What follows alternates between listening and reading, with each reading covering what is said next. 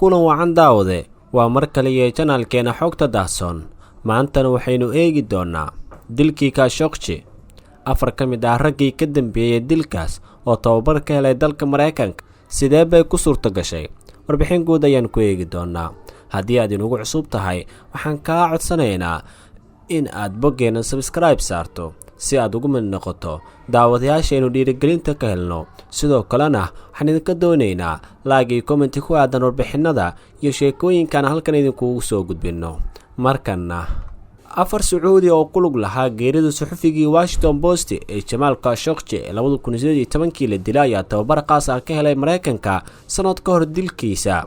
New York Times ayaa warisay qadaraaska tababarka militariga waxaa ogolaaday waaxda arrimaha dibadda oo fulisay koox qandaraasla oo lagu magacaabo Cherwan sida ku cad dokumentiyo iyo ilo xogoogaal ah oo arrintan The Times ayaana warisay.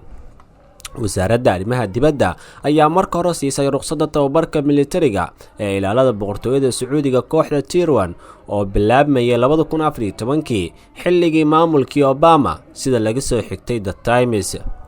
tababarku waxa uu socday intii lagu guda jiray ugu yaraan sanadkii ugu horeeyay ee muddada madaxweynihii hore Donald J. Trump iyo dabayaaqada Obama ilaa 2014. shirkadda amniga ee fadhigeedu yahay Mareykanka Arkan Sterling Group ayaa bixisay tababarka militariga. shirkaddu waxay sheegtay in tababarku ahaa mid difaac ah oo loogu talagalay in lagu baro sida ugu wanaagsan ee loo ilaaliyo hogaamiyaasha Sacuudiga oo ay ku jiraan astaamaha ammaanka iyo ka hortagida weerarada. New York Times ayaa sidaas warisay. Les Bremer oo ah sargaal sare oo ka tirsan Kerpros oo ah shirkadda wakiilka ka ee Cherwan Group ayaa xaqiijiyay doorka shirkadda ee tababarka militariga isagoo ka jawaabaya su'aalaha kaga imaanaya xildhibaanada oo qayb ka ahayd magacaabistiisa jagada sare ee Pentagonka xilligii maamulkii Trump. dokumentiyo ay ku jirto jawaabaha Premier oo uu siiyay New York Times waxa uu ku xaqiijiyay afar xubnood oo ka tirsan kooxdii ka dambeysay dhimashadii Khashoggi ay tababar ku qaateen 2017 koox Cherwan Group la yiraahdo ammaanka Mareykanka ay bixiyeen iyo laba xubnood oo hore ugu qayb qaatay dib soo kabasho kale oo tababarka intii u dhaxaysay October 2014 ilaa Janaayo 2015. jawaabihiisa Bremer waxa uu sheegay in dib u eegis lagu sameeyay Cherwan Group tababar bishii Maars 2019 ma aysan soo bandhigin wax qalad ah oo ay sameysay shirkadda waxaana xaqiijisay in tababarka la asaasay uusan xiriirna uusan ku lahayn dilka iyo abaabulka in la beegsado Khashoggi.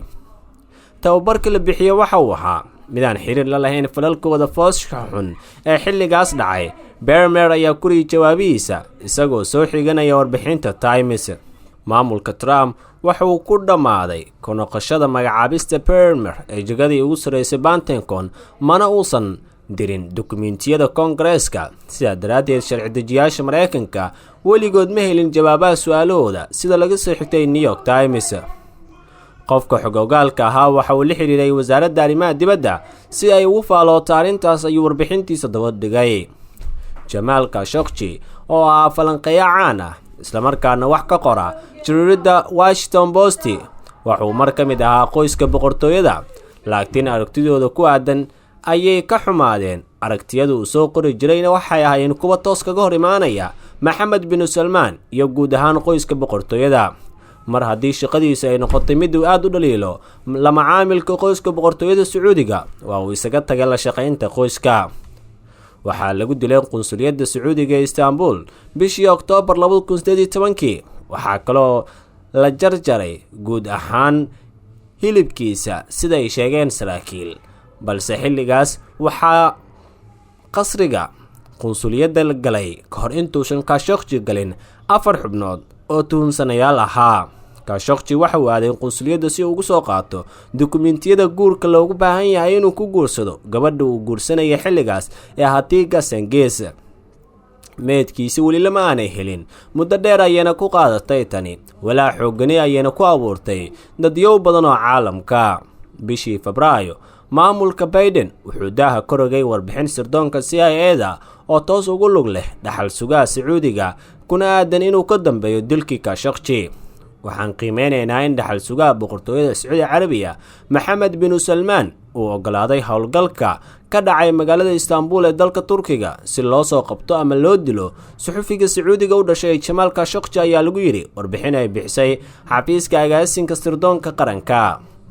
warbixin ay soo saartay qaramada midooba kadib dilka Khashoggi waxay taageertay sheegashadaas iyadoo leh qiimeyn lagu sameeyo cajaladaha ay duubeen saraakiisha sirdoonka ee Turkida iyo dalalka kale. waxay soo jeediyeen in Master Khashoggi lagu muday toorey ugu dambeyn halkaas lagu nafsiibay, sidoo kalena hilibkiisa lagu qaaday bac.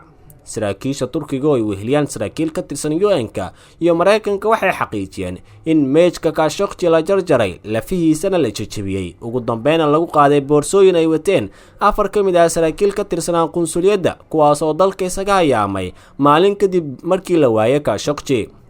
maxkamad ku taal dalka Turkiga waxay maxkamadeynaysaa 26 muwaadiniin oo Sacuudi ah oo la xiriirinayo dilka ayaga oo maqan ah, iyadoo maalintii xigtay maxkamadeynta laga dhigayo 8 Luulyo. dowladda Sacuudiga kadib marsiyo isdaba joog ah waxay qiratay in Khashoggi lagu dilay howlo aan sharci ahayn, maxkamadna la soo taagay 11 qof. 5 qof ayaa dil toogasho ay ku xukuntay bishii Diseembar 2019 maxkamadda dambiyada ee Riyadh inay geysteen oo ay si toos ah uga qayb qaateen dilka Khashoggi. 3 qof oo kalena waxaa lagu xukumay xabsi daa'in. 3 qof oo kale ayaa lagu helay inaysan wax dambi lahayn. maxkamadda UN-ta si weyn ayay arrintaas u dhaleeceysay. Ahmed Asiri Saud al-Qahtani oo ah 2 sargaal sarsaro aad ugu dhow Maxamed bin Salman ayaa meesha ka saaray iyadoo dacwadda lagu soo oogay ay ku jireen, balse waa laga saaray. xukunka kadib Gensis waxay tiri xukunka maanta lagu riday Sacuudi Carabiya wuxuu mar kale ka dhigayaa jaajees buuxda oo cadaalad darro ah. waxaa sidaas tiri gabadhii u doonaneed Khashoggi.